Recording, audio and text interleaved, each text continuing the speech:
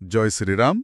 स्वागत अमर आजिर एही विशेष अनुशीलनकु। जय श्रीराम। आज आमे गोस्वामी तुलसीदासंकर कालजयी कृति श्रीरामचरित मानसरु गोटिए अंश देखिबा। बाळकांडरु। बाळकांडरु आमकु जणे श्रोता पठेइथिले एई अंशटी से जानिबाकु चाहिछंती माने एहार गभीर भाव और माता पार्वतींक संकल्प विषय रे। अच्छा, तो आज आमे एटाकू भल भावरे बुझिबाकू चेष्टा करिबा। केमिति माता पार्वती जी सेतेबेले उमा नामरे जणासुना थिले से केमिति कठोर तपस्या करिबाकू मनस्थ कले। एटा बहुत माने गुरुत्वपूर्ण जागा।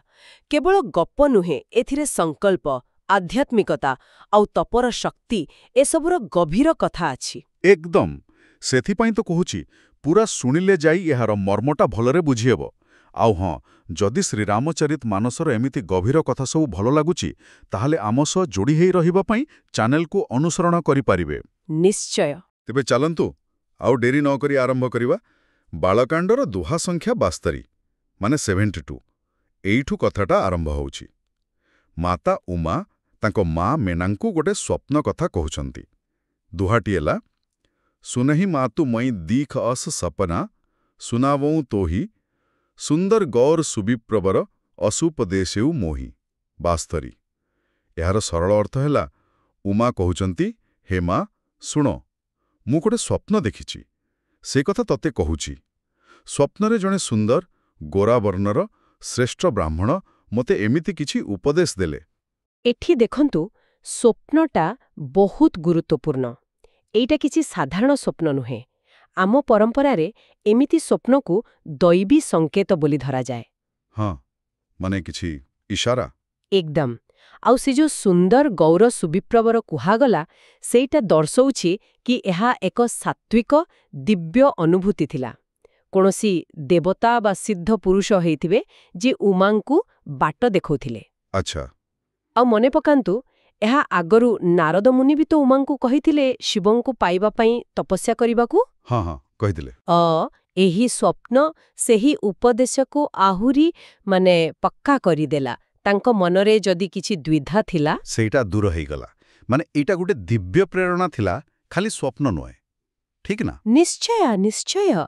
एक स्पष्ट दिशा मिलिगला तांको। तेबे से स्वप्नरे मिलिथिबा उपदेशटा कोन थिला? उमा तांको मांकु कोन कहिले? सेटा अछि परचौपाईरे। करहि जाई तपुसेलु कुमारी, नारद कहा सो सत्य विचारी, मातु बितहि पुनि यह मत भावा, तपु सुखप्रद दुख दोष नसावा। एहारो माने हेला, स्वप्नरे से ब्राह्मण कहिले, हे पर्वत कुमारी जाओ तपस्या कर। आउ नारद जहा कहिथिले सेटाकु सत बोली भाव। जेतेबेले उमा एकथा निज बापा मा माने मेना और हिमालयंकु कहिले सेमानंको भी कथाटा भल लागिला। भल लागिला कारण से माने जानिथिले जे तपस्या कले सुख मिले आउ दुख दोष सबु चली जाए। एठी देखंतु दुईटा कथा। गोटे हेला स्वप्नर कथा नारदंक कथाकु समर्थन करूछि, माने एहा पछरे किछि दैवी योजना अछि। आउ द्वितीय रे बापा मांकर प्रथमे सहमति, जदियो परे सेमाने व्यस्त हेबे झियो कष्ट पाइबो बोली, किंतु प्रथमे सेमाने तपस्यार महत्व को मानुछंती। तुलसीदास सिथिपाई लिखिले, तपो सुखप्रद दुख दोष नसावा। किंतु टिके आश्चर्य लागुची, एते सहजरे राजी हे गले परे पुनी दुख खले, एमती काहेकी? मते लागुची एइटा से समयर परिवेश को देखौची। सेतेबेले तपस्या को बहुत बड़ महान काम बोली भाबुथिले। अच्छा। तेणु तपर महत्व जानिथिबारु हठात मना करी पारिलेनी। परवर्ती जो व्याकुलता सेटा तो बापा मांकर स्नेह सेटा स्वाभाविक। बुझिले। एहा परे उमा आहुरी आगुकु जाई तपस्यार महत्व बुझौछंती। केवल निज पाई नहे, पूरा सृष्टि पाई केमती जरूरी। परपद गुड़िक शुणिबा।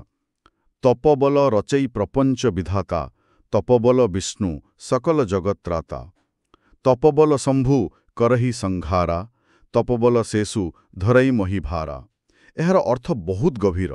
उमा कहउचंती तपस्यार बलरे ही ब्रह्मा ए पूरा सृष्टि रचना करंती, तपस्यार बलरे ही विष्णु सारा जगतर पालन करंती, रक्षा करंती।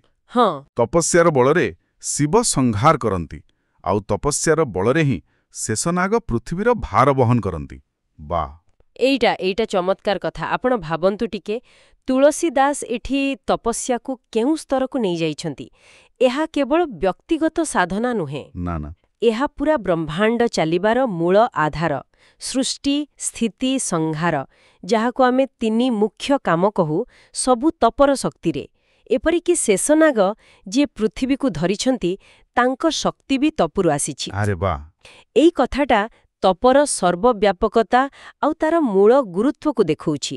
ମାନେ ତପ ଖାଲି ମୋକ୍ଷ ପାଇଁ ବା ବର ପାଇଁ ନୁହେଁ, ଏ ପୁରା ସିଷ୍ଟମଟା ହିଁ ତପ ଉପରେ ଚାଲିଛି।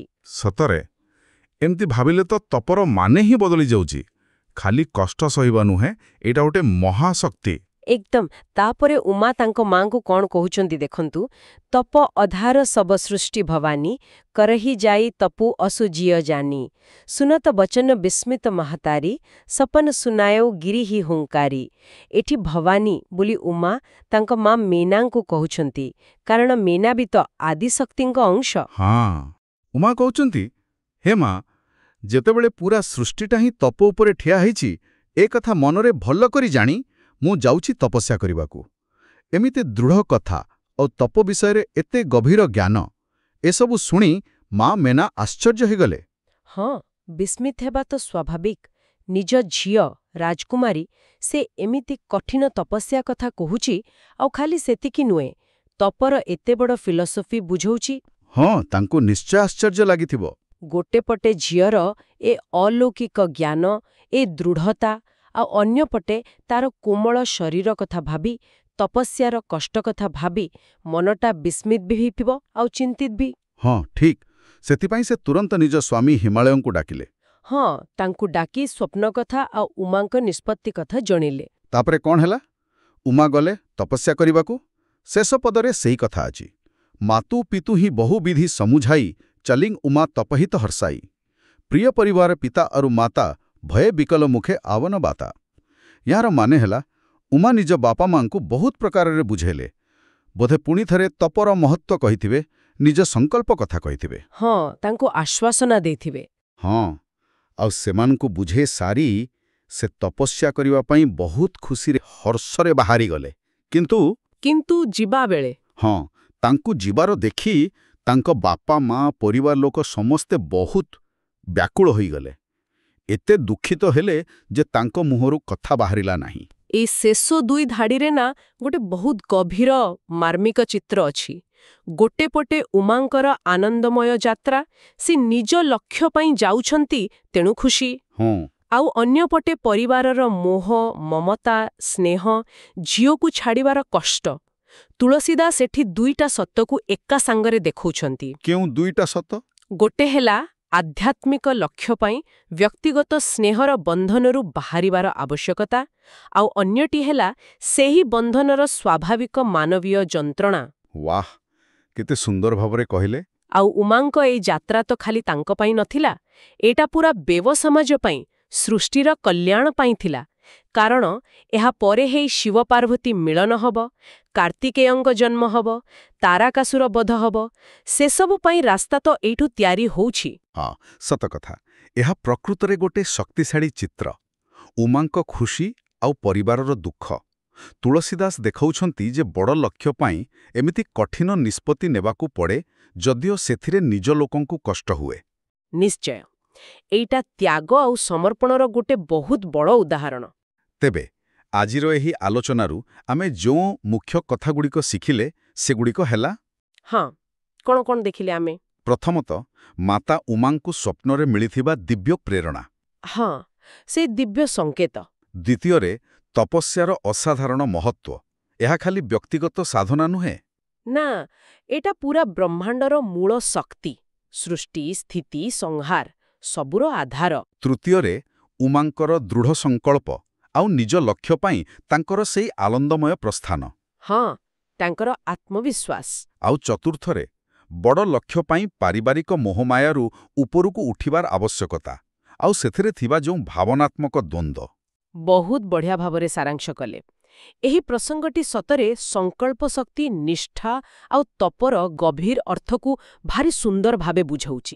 ଆଶା କରୁଛୁ ଆମର ସେହି ଶ୍ରୋତା ଯିଏ ଏହି ଅଂଶ ପଠାଇଥିଲେ ଏବଂ ବାକି ସମସ୍ତ ଶ୍ରୋତାଙ୍କୁ ବି ଆଜିର ଏହି କଥାବାର୍ତ୍ତା ନିଶ୍ଚୟ ଭଲ ଲାଗିଥିବ, କିଛି ନୂଆ ଦୃଷ୍ଟି ମିଳିଥିବ।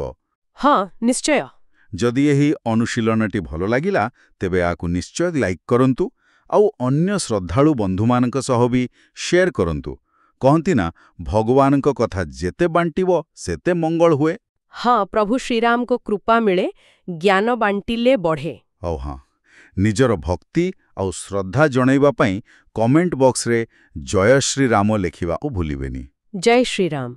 श्रीरामचरितमानसर कथा ही अमृत, एहार गभीरता असीम। आमे चेष्टा करिबु आगुकु मध्य श्रीरामचरितमानसरु आहुरी एमिति महत्वपूर्ण अंश आनी ता उपरे कथा हेबाकु। तेणु परवर्ती आलोचना सुनिबा पई आम सह जोड़ी होई रुहंतु। आजि पई एतिकी। समस्तंकु पुणी थरे जय श्रीराम। जय श्रीराम। आपण सुनुछंती रेडियो तोसाली आम माटीर स्वर।